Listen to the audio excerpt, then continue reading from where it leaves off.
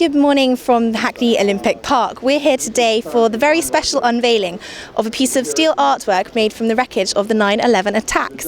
As you can see, there's a band playing, and we've got a number of very special guests here today, including Mayor Boris Johnson, who we managed to get a few words from earlier.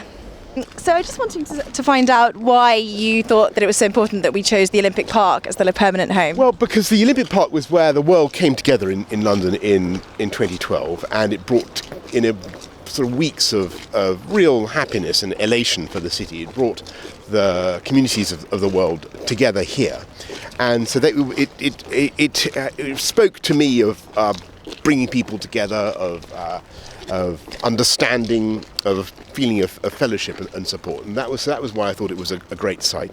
And it was just a shame that we couldn't get any of the other boroughs to go for it. But I think they felt it was too challenging an artwork. But it's great there now. Great, thank you. The new permanent resting place for the sculpture, crafted from the wreckage of the 9/11 attacks, was unveiled by Mayor Boris Johnson outside the Olympic Aquatic Centre on the Queen Elizabeth Olympic Park. We asked the sculptor Miya Ando of her thoughts of working with such material, as well as the event itself. Hi Miya, thank you so much for talking to us. What does it mean to you to have been involved in something as kind of monumental and historic as this event? It's always been an honor to be involved in this project. I'm very grateful that it's found its permanent home. So I have tremendous gratitude to Mayor Boris Johnson and the City of London. And how did it feel to work with such kind of emotional material from the 9/11 attacks? It's very intense, it's very heavy, and I tried to approach the project with as much respect and reverence as I could. And it's taken some perseverance to get here, but I'm happy that we are here. And how long did it take you to complete? It was about 3 years, so quite a while, quite a time. And why is it so special to have it here in the Olympic Park in Hackney? I think this is really a beautiful location. It's an international location. It's a peaceful location, and I think it's quite appropriate for a sculpture of this nature to reside here. Brilliant. Thank you so much, Miya. It's really good to talk to you. Also attending the unveiling were the US Ambassador to the United Kingdom, Admiral Lord West, Peter Rosengard, who founded the Since 9/11 charity, and some of those affected by the 9/11 attacks. We caught up with a few of the guests after the unveiling. Okay, and we have Admiral Lord West here today with us. If I could just ask you what you thought of the event and why you think it's so important that we unveiled this monument today. Yes, well, I thought the event went very well. I was delighted that we had some music from the Docton Symphonia, who are a little orchestra I started and who actually do work in the Hackney schools. They go and teach youngsters their instruments and things like that, which is great. But this event is really important because we are in a very dangerous and violent world, I'm afraid. And I think young people, when we're aiming at the 13 to 16-year-old bracket, who really can't remember 9/11, they need to understand that we are in this violent, dangerous world. Why is that? And what can be done actually to make things safer and better?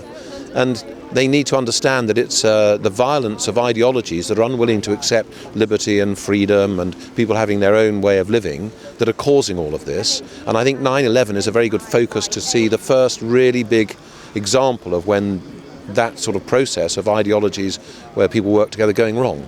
And it marked that, and they need to learn about it so that as they look to the future they can think, now what can we do to let races and religions and everyone live in harmony to avoid this sort of dreadful business that is going on at the moment. Hi there, and I'm joined by Patricia Bingley here. Patricia, could you just explain why this particular unveiling today was so important to you?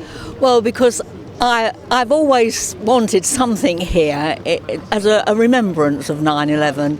I mean, we have our own personal family memorial in Grosvenor Square, which is just for us. But I think this piece of artwork that's now been erected here is most important for future generations and all the tourists that come here, and they'll walk past and they'll remember.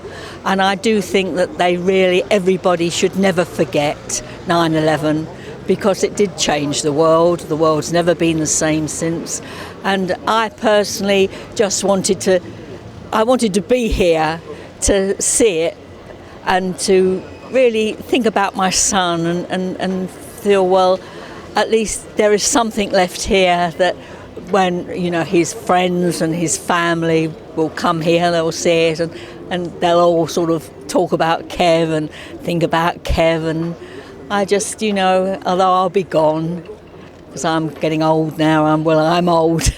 And it's just, it's a nice remembrance a tribute as well to the 67 people that lost their lives in that horrible, horrible day. And could you explain a bit about your background? You're from London, I gather? I'm a Londoner, born and bred. I'm a Cockney in East End. I lived, I've all through the war, the Second World War. So I've experienced war, and I know how terrible and horrible it is. And what's happening now is really, really terrible.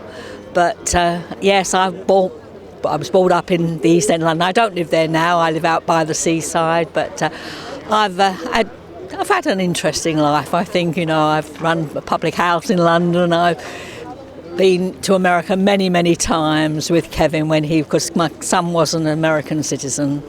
And I went out there lots and lots of times. And he loved America. He loved New York especially. And he worked hard and played hard, thank God. I mean, he did have a wonderful life, although he was only 43 when I lost him. And I'll never get over it. And things don't get better. They get worse as you get older because you're weaker, and therefore you cry a lot more about it. But I just, people say I'm strong. I'm not really. I'm just only alive when I talk about Kevin. I talk about him. It makes me feel I can talk about Kevin. I suppose that's why television especially asks me on lots of times just to talk about him, because I just love doing it.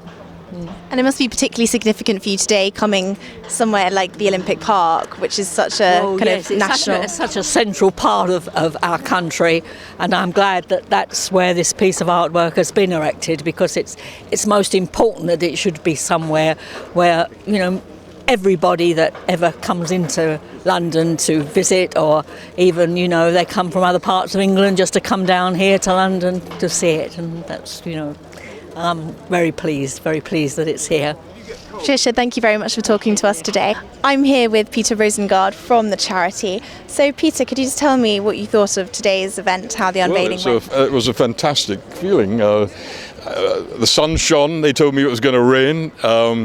This is a remarkable site here. It's totally appropriate to put Since 9/11 artwork here. 28 feet, 4 tons. It was taken from the devastation of Ground Zero. It honours the past, but really looks to the future with that remarkable polished panel, which was as rusty as everything else when we first saw it in this vast hangar.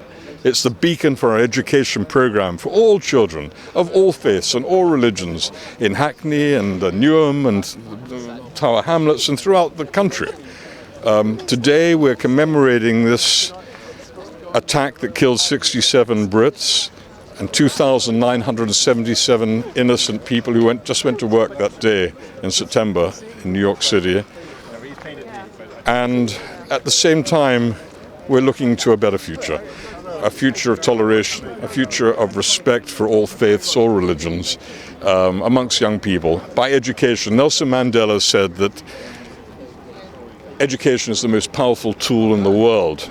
And the Since 911 education program, since911.com, is a remarkable resource created for all schools for 13 to 16-year-olds. We're announcing today, to commemorate the unveiling, the extension of the 9/11 National Schools Competition, which enable any child between 13 and 16 in your borough and throughout the country can enter, and we're extending the deadline until the 27th of April today.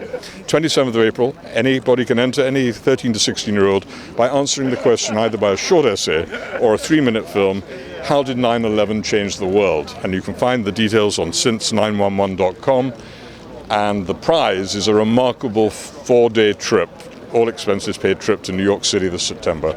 And an experience I never forget, culminating in a special trip to the 9/11 Memorial Museum. Thank you very much. Thank you.